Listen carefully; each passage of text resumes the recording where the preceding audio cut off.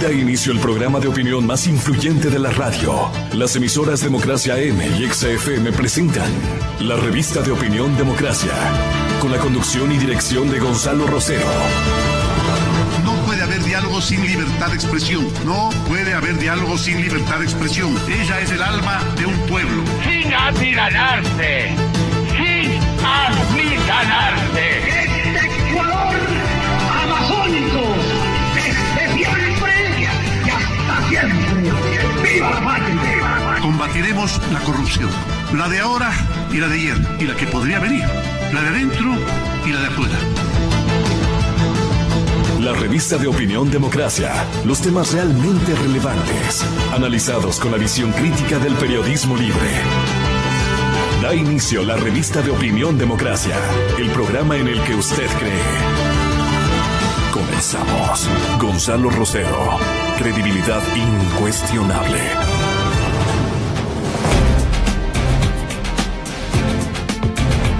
Estamos muy honrados, señoras y señores, de recibir al plenipotenciario español en los estudios de la cadena Democracia, don Carlos Abela. Yo, señor embajador, me siento muy orgulloso de tenerlo en nuestros estudios que están siempre a disposición de las grandes causas universales, y no se diga de una causa que nos ha preocupado a todos, la unidad que gritaba ayer, que se gritaba, se esbozaba en un coro ciudadano de impresionantes connotaciones y tamaños, pues nos entusiasmó a todos por igual. Somos una sola España. El gobierno español se hace cargo este día lunes del manejo administrativo de la zona, y ayer domingo hubo una manifestación a favor de la unidad de España y nos contentamos mucho por este desenlace. Unidad, unidad, yo soy España, y esa bellísima canción que a todos nos une, que absolutamente a todos los que fuimos y seguimos siendo parte de la herencia hispana, pues obviamente que nos hace sentir muy orgullosos de la muñeca, en este caso de la mano, del brazo de la primera autoridad española. Ha tenido un desenlace que honra su carrera política indiscutiblemente, me refiero al jefe de Estado español. Pero bueno, en Cataluña se vivía este grito, se vivía este entusiasmo, se vivía esta visión, digamos, del nuevo desenlace español que ha abonado en beneficio de la unidad. ¡Viva España! ¡Viva España! 300.000 personas. Una marcha que buscaba dar voz a todos aquellos catalanes que están en contra de la independencia de esta comunidad autónoma del Reino de España.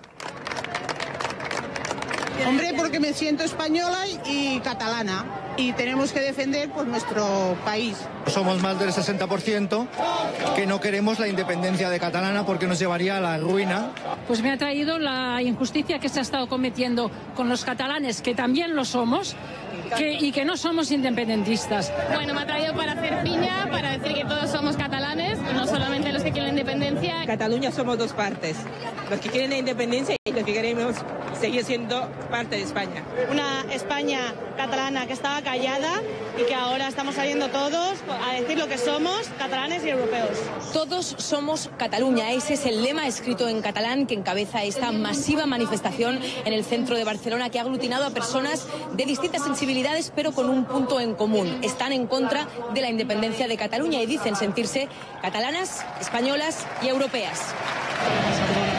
También acudieron líderes políticos de formaciones contrarias a la independencia, entre ellos el delegado del gobierno español en Cataluña, quien dio a CNN detalles de la implementación de las medidas aplicadas por el Ejecutivo español al amparo del artículo 155 de la Constitución. Y a partir de las elecciones todo vuelve a la normalidad. El Parlamento elige a su presidente, este elige al gobierno y garantizamos que las leyes se cumplen, que la democracia es vigente. Bueno, nunca es una buena noticia tener que aplicar ese artículo en la Constitución, pero desde luego se ha demostrado que era la manera de devolver la legalidad vigente a Cataluña.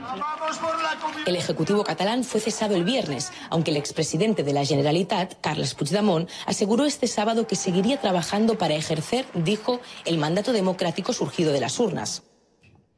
Bueno, embajador, le damos la más cordial bienvenida. Como latinoamericanos nos sentimos muy orgullosos por la forma como ha manejado el jefe de gobierno español esta situación. Y pensamos nosotros que en esta jornada no deben haber vencedores ni vencidos. La unidad está garantizada. Quiero entender que el día 21 de diciembre, que se ha convocado a estas elecciones, España lucirá con la secuencia histórica que siempre ha lucido, el de la unidad. Entonces rescatamos de su parte esta lectura tan importante y seguramente una alerta para futuras manifestaciones que desorienten el verdadero sentir de los españoles en la queridísima Barcelona, en toda la región de Cataluña, en donde nadie está apostando sino a un porvenir que otorgue satisfacciones comunes de progreso, de desarrollo, pero claro, cuidando la unidad. Y la unidad es la que saludamos y felicitamos esta mañana. Señor embajador, bienvenido, muchísimas gracias. Usted hace lo siguiente de la jornada históricamente explicativa de la siguiente manera. Bueno, antes de nada quería saludar a los oyentes de Radio Democracia y decirles, recordando esa canción de Juan Manuel Serrat, tan conocida en Ecuador, que hoy puede ser un gran día. Y no puede ser un gran día, sino que será un gran día. Espero y deseo que sea un gran día en su trabajo y también en los estudios, que muchas veces hay chicos jóvenes que acompañan a sus padres o los dejan en el colegio. Pues también un saludo a ellos y que hoy sea un gran día, como dice ese gran cantante catalán y español y demócrata Joan Manuel Serrat, que fue acusado por los partidarios de este proceso de independencia fraudulento. Le llamaron fascista cuando ha sido un gran demócrata y ha tenido mucho que ver en la transición española.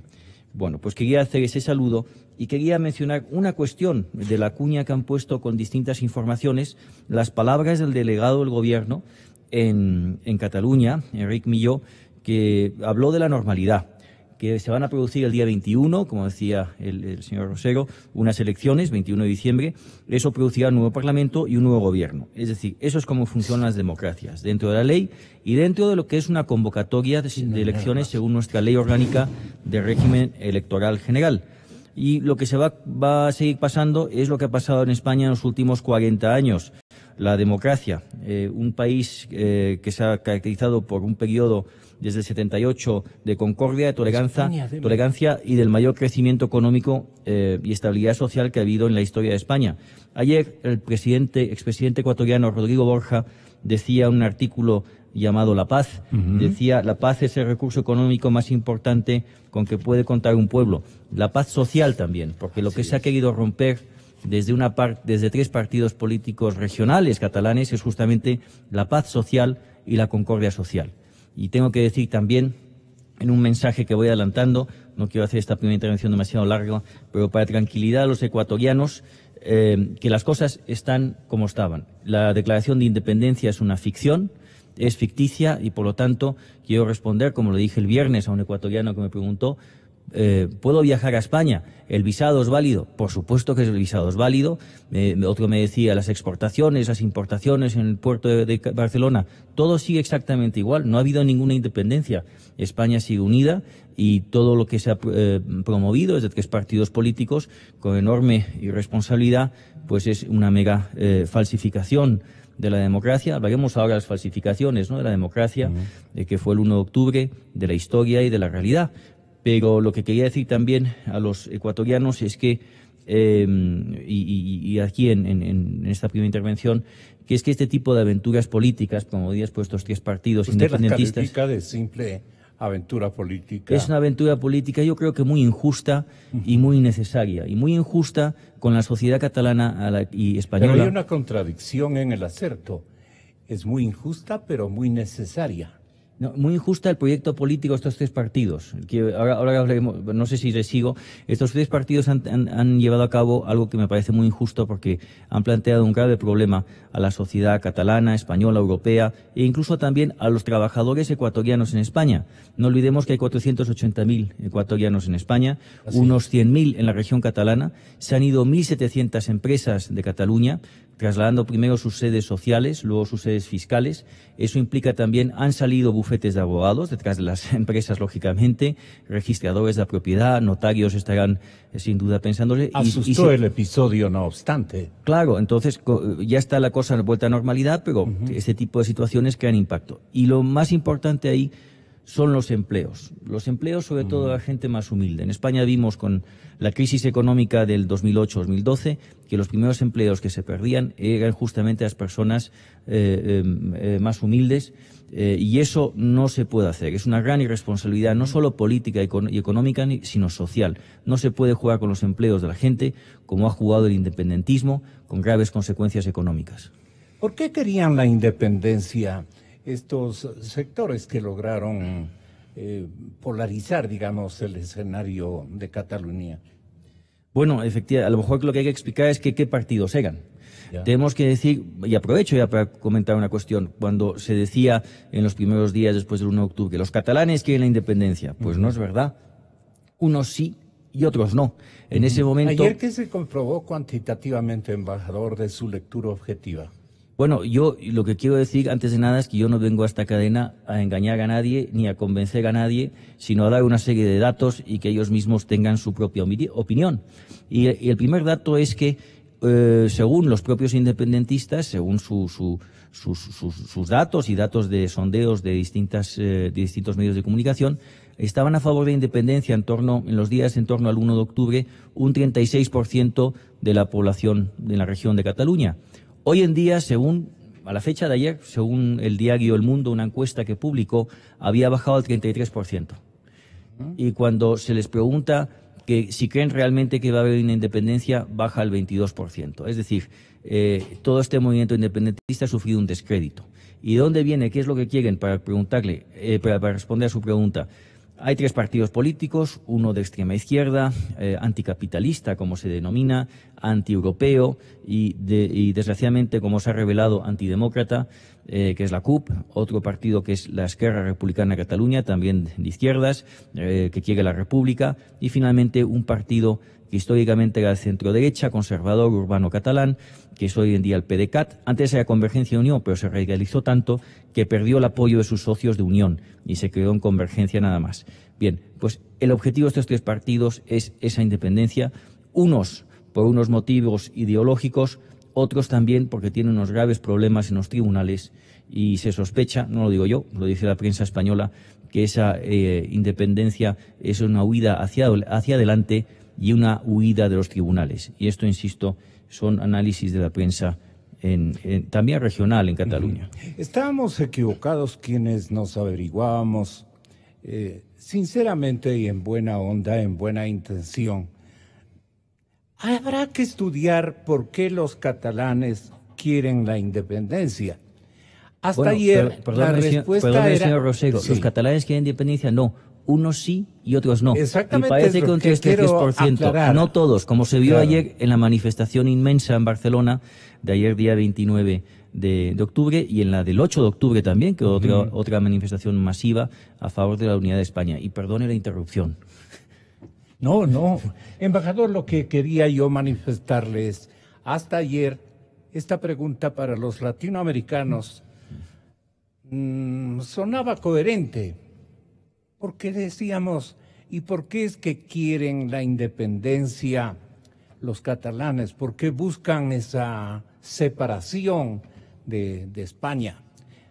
Entonces teníamos razón en la interrogante. Cuando vemos a una colectividad masivamente inclinada, ya desde hace algunos días, muchos en silencio y otros esperando la coyuntura adecuada, como fue la de ayer, la jornada fue inmensa, ¿no es cierto? La jornada que se cumplió ayer fue la verídica y cuantitativamente la certera. Entonces, quiere decir que estos son otros sectores que, digamos, han estado frecuentes buscando una especie de escisión, pero ya con connotaciones de orden político y ambiciones enteramente políticas, partidistas, si se quiere. ¿Esto qué va a traer como consecuencia después de lo de ayer?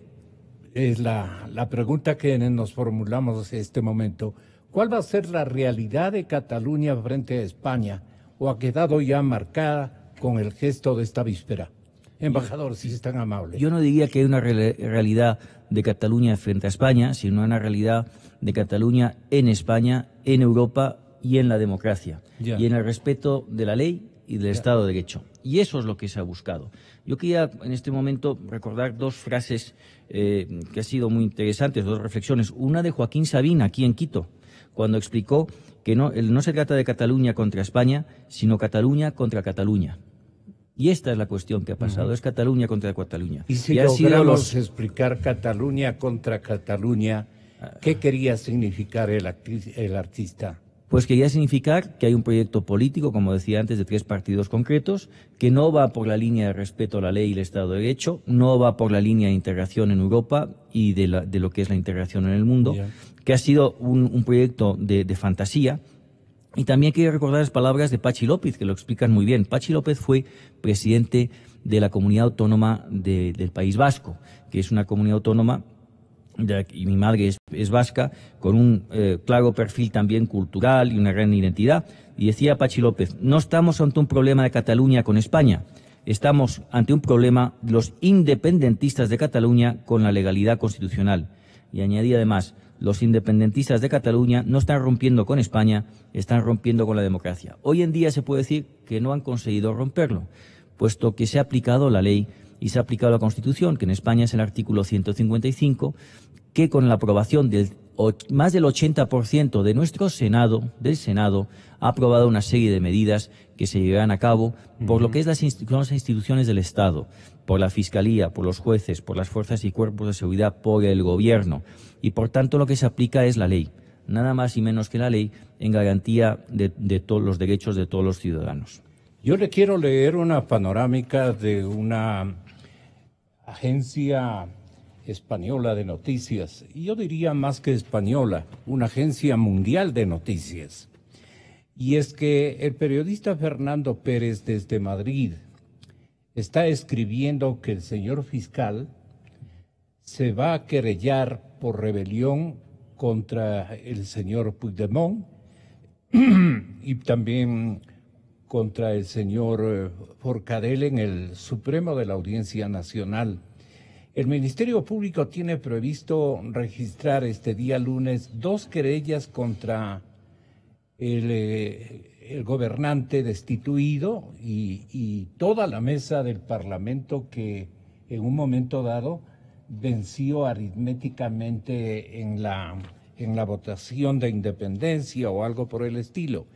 Porque todavía no podemos nosotros canalizar la búsqueda de una independencia, sino una pelea interna de orden partidista, una colisión, digamos, de 2 pensamientos históricos.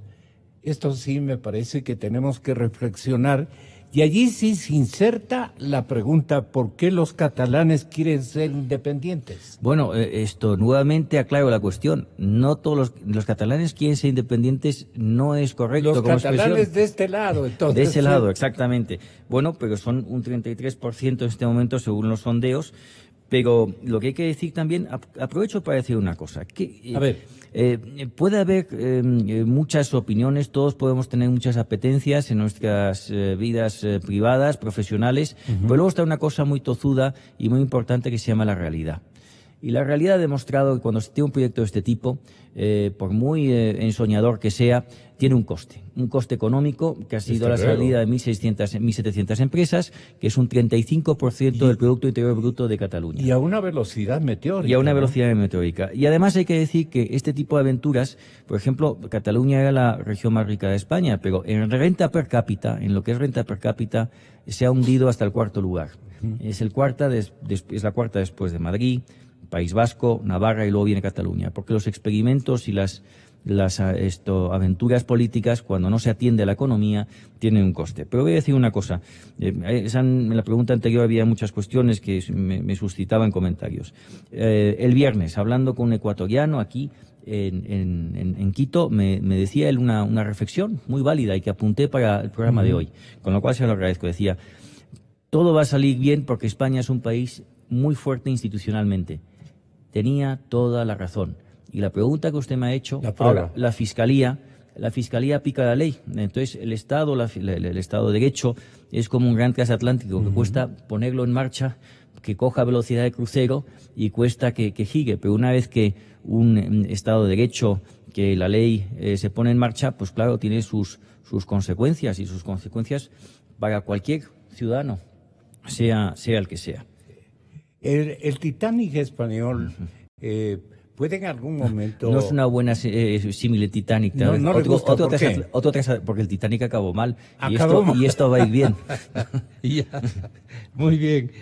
Pero fuentes del Ministerio Público se han planteado que en el alto tribunal, al haberse aplicado el 155 de la norma constitucional de España, se ha visto una mano inteligente, oportuna, contundente, la del señor presidente Rajoy.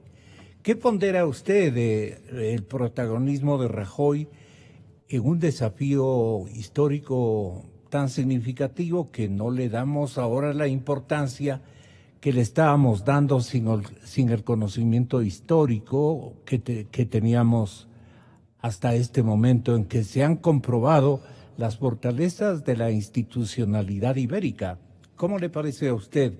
¿Por qué dudábamos el resto del mundo de que algo podía pasar con esta fuerte movida, con este sismo que indudablemente en expectativas por lo menos generaron estos partidarios de esta búsqueda de una nueva realidad independentista, ¿no?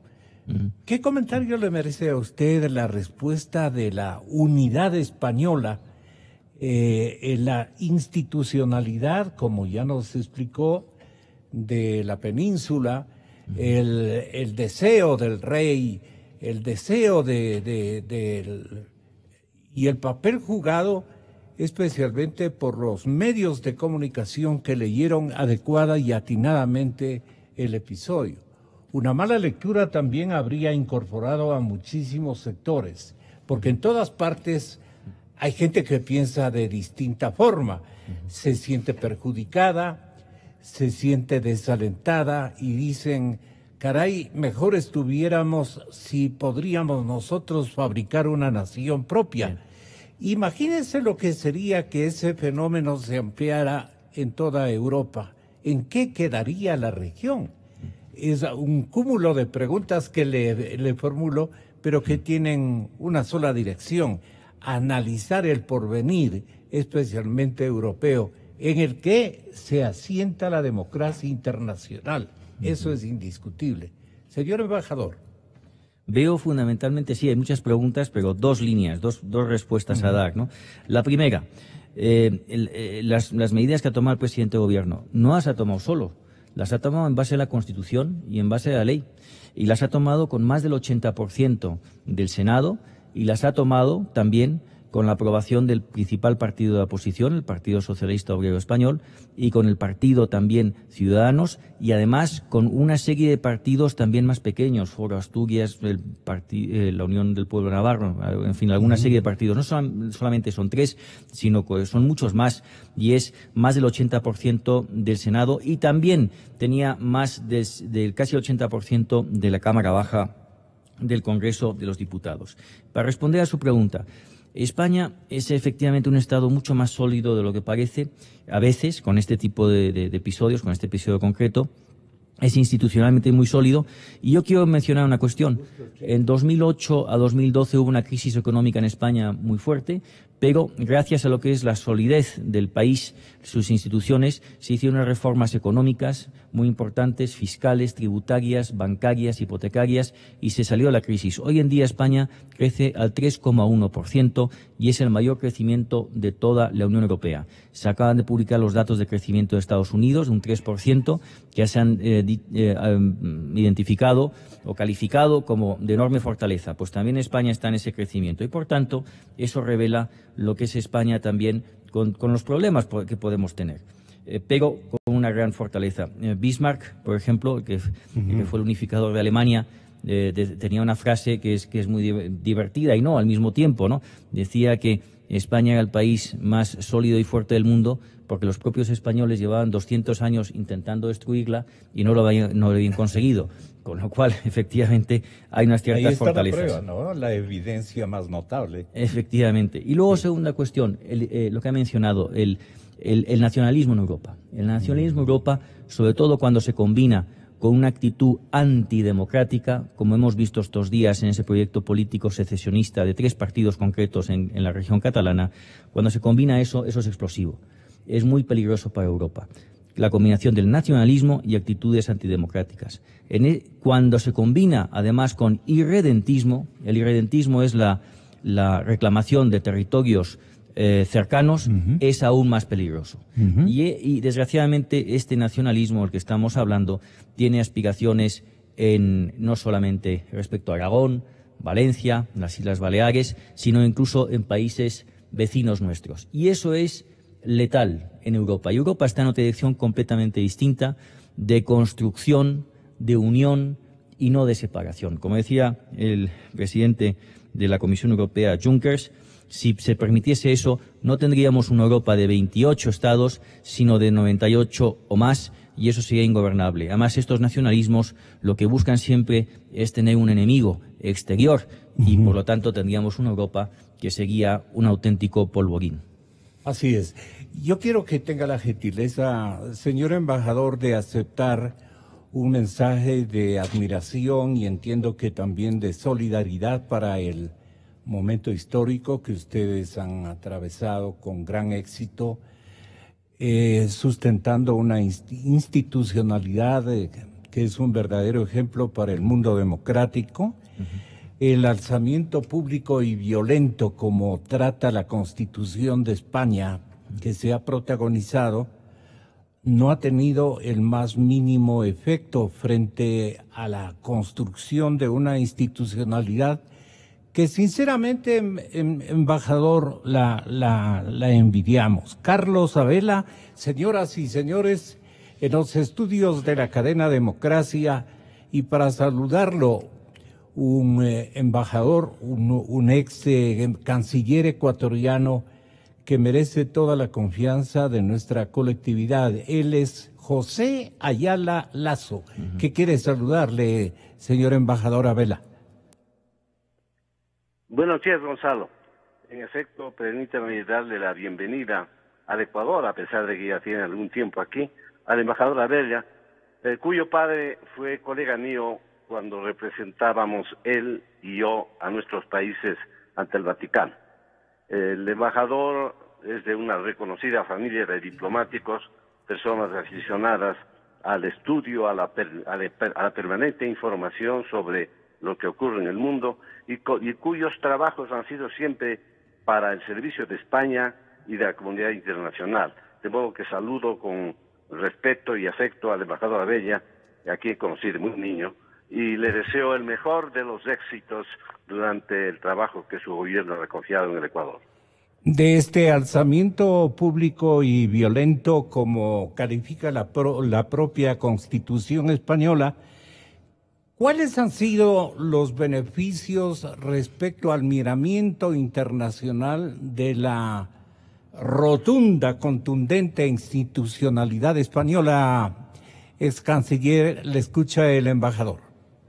Mire, yo creo que España pasó por una crisis muy seria después de la guerra civil y la presencia del autoritarismo de Franco en el gobierno por cerca de 40 años. Pero tuvo el vigor histórico, institucional y de su sociedad civil, de los españoles, para acordar un tratamiento constitucional que organizara la democracia en toda la península ibérica, en la parte española de la península ibérica. Y lo logró con éxito. España se convirtió en un ejemplo de acuerdo nacional que respetó, por un lado, el avance progresivo de la unidad española, que es un proceso que viene desde hace siglos formándose, y luego respetó la personalidad de las autonomías existentes en España, de forma tal que integradas dentro de un gran conjunto recibieron el reconocimiento de sus particularidades y se consideraron parte de un todo indivisible. Eso por un lado. Por otro lado, la teoría jurídica siempre ha facilitado y ha propiciado la libre determinación de los pueblos, y este es un principio que se exhibe en estos momentos en Cataluña, pero se lo exhibe equivocadamente, porque la libre determinación de los pueblos se ha aplicado generalmente para procesos de descolonización. Nosotros nos autodeterminamos con libertad cuando a comienzos del siglo XIX nos independizamos de España. Los pueblos africanos se determinaron con libertad cuando a mediados del siglo pasado, o en la segunda mitad del siglo pasado, se independizaron de las potencias colonizadoras europeas. África se constituyó así en un país, en un continente en el que surgieron más de 50 países, pero es un absurdo pensar que los integrantes históricos esenciales de un mismo país puedan exhibir o demandar el principio de autodeterminación.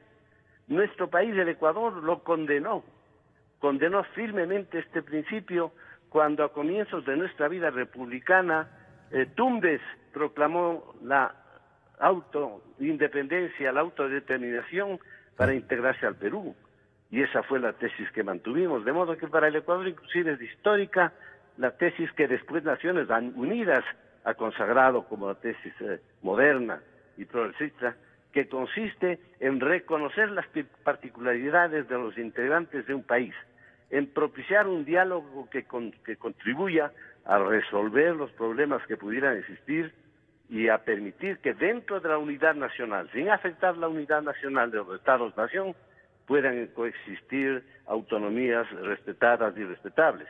Yo pienso lamentablemente que en el caso de Barcelona se están exhibiendo argumentos que no son sólidos, una autodeterminación que no se aplica, una personalidad que ciertamente es muy claramente definida y que tiene también rasgos históricos de varios siglos, pero que precisamente debe integrarse en el conjunto español, enriqueciéndola y sacando de esa integración con España la riqueza histórica y la riqueza social y económica indispensable para que Cataluña pueda seguir viviendo como un ejemplo de prosperidad económica y como un ejemplo de integración nacional.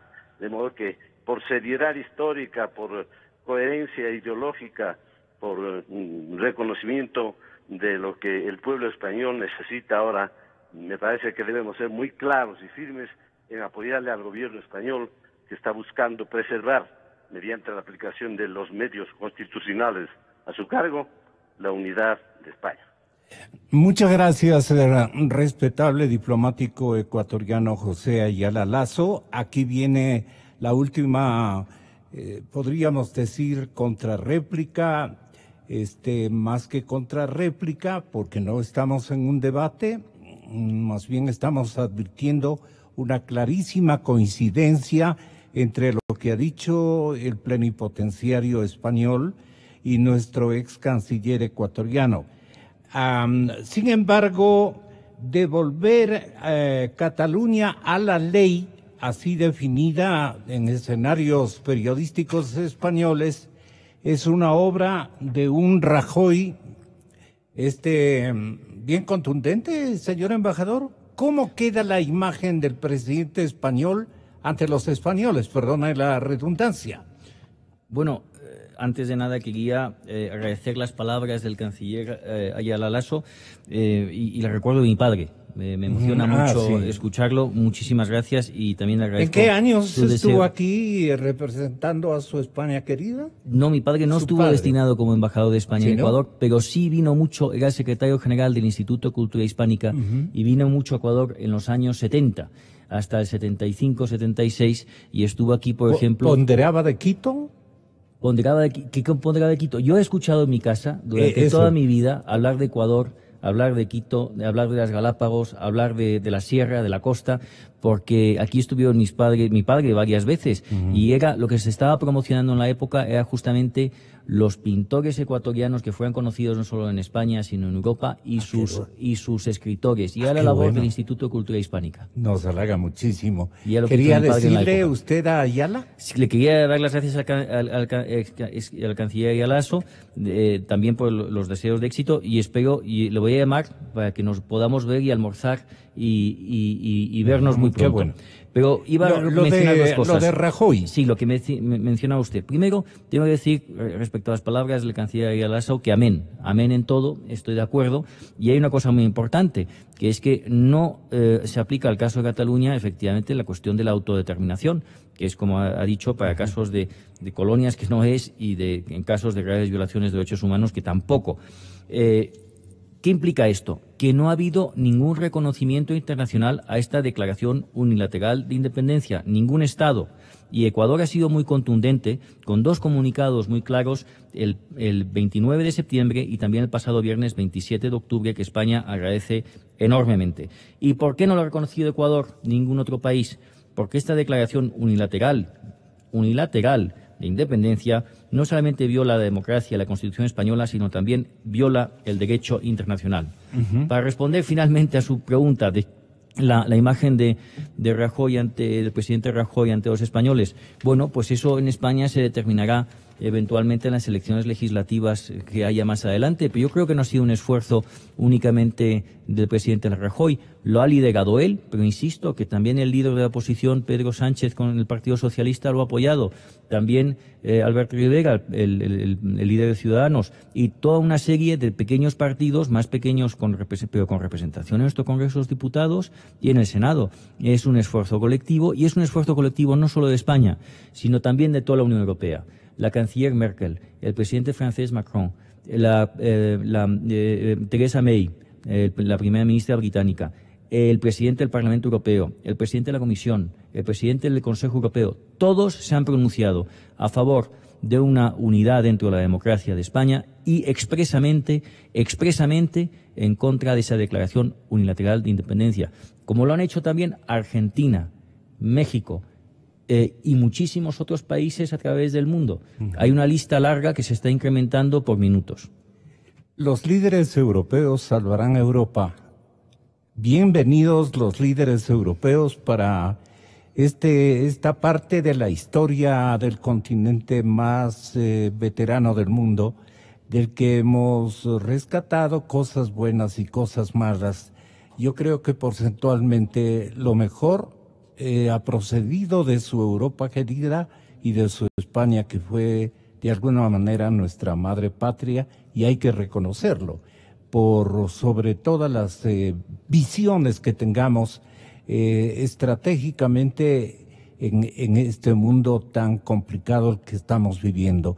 Pero Europa tiene que felicitarse de los líderes que tiene este momento, en donde las damas y los caballeros que gobiernan a este continente pues tienen dimensiones verdaderamente geniales, históricas, para un momento bastante crucial. El independentismo como que quiere, digamos, forzar a una desarticulación, digamos, de lo que hasta hace poco era el secreto de supervivencia de la humanidad. No sé qué le parezca a usted este empeño mío por destacar que la unidad es lo que más deben ser la tónica que frecuente en el convivir histórico de la humanidad de estos tiempos. Señor embajador. Efectivamente, ha habido un apoyo explícito, clarísimo, inmediato de toda la Unión Europea, los gobiernos y las instituciones de la Unión Europea mismas. ¿Por qué? Porque ese proyecto, que insisto es un proyecto de 3 partidos concretos, rema a contracorriente de lo que es Europa, a contracorriente de lo que es la historia, a contracorriente de lo que es la economía, la integración económica y social. Los europeos, mediante programas como el programa Erasmus, unos estudiamos en los países de los otros. Hay cada vez más matrimonios mixtos. Nosotros somos 4 hermanos, yo tengo una hermana y un hermano casados con italianos, no con españoles. Yo soy el único casado con una española. Eso es Europa. Cada vez más integración. Con lo cual, los esfuerzos por dividir, por separar, por identificar al otro como alguien extraño y por tanto al que hay que rechazar, que ha sido este proyecto político de estos 3 partidos secesionistas, no encaja en Europa y no encaja en el mundo. Y tengo que decir una cosa, partidos que han hecho ese esfuerzo por separar, por hacer distintos a los que son sus propios compatriotas, que son estos 3 partidos regionales catalanes, si han tratado así a sus compatriotas, ¿cómo tratarán a los que no son sus compatriotas, a los que son extranjeros? ¿Cómo tratarían en esa eventual Cataluña independiente a los alemanes, a los italianos, a los ecuatorianos? ¿Cómo los tratarían si han tratado mal a sus compatriotas, a sus vecinos de Portal, a sus compañeros de trabajo? Si los han tratado así, ¿cómo tratarían a los extranjeros, a los ecuatorianos? Me temo que no muy bien, sino bastante mal. Muy bien, es una gran reflexión la suya y hay que acudir a la semejanza que ha vivido y sigue viviendo Europa en América Latina. Casi es la misma dimensión de experiencia histórica que estamos viviendo. Y solamente lograremos nuestros objetivos a través de la unidad y en paz. Efectivamente, su reflexión es respecto a Iberoamérica. Así es. Iberoamérica tiene, yo como europeo también, y iberoamericano, que soy las dos cosas, ¿no? Como español, en Europa tenemos, ¿qué nos ha unido? Nos ha unido nuestra historia común, que es una historia a veces de enfrentamientos, pero es común.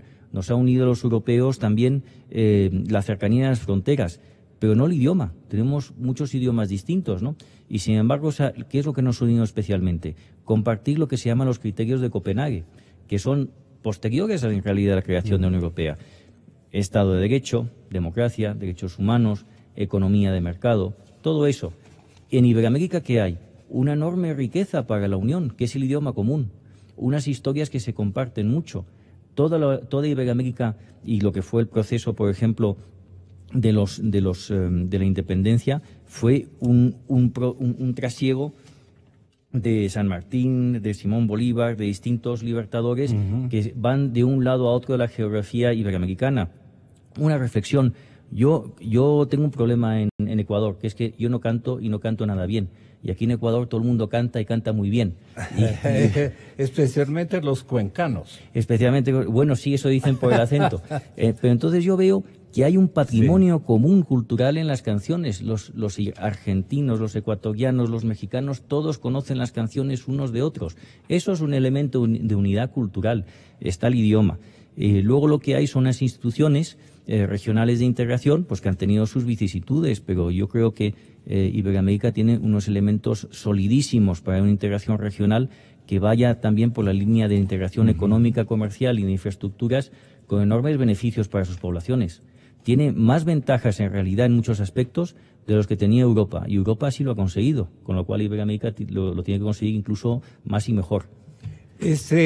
¿Cómo lograron ustedes zafarse de la corrupción política? ¿Perdón? ¿Cómo lograron ustedes destruir la corrupción política en parte? Bueno, eso está efectivamente... Porque es una realidad internacional que nos está carcomiendo a todos. Claro, lo que...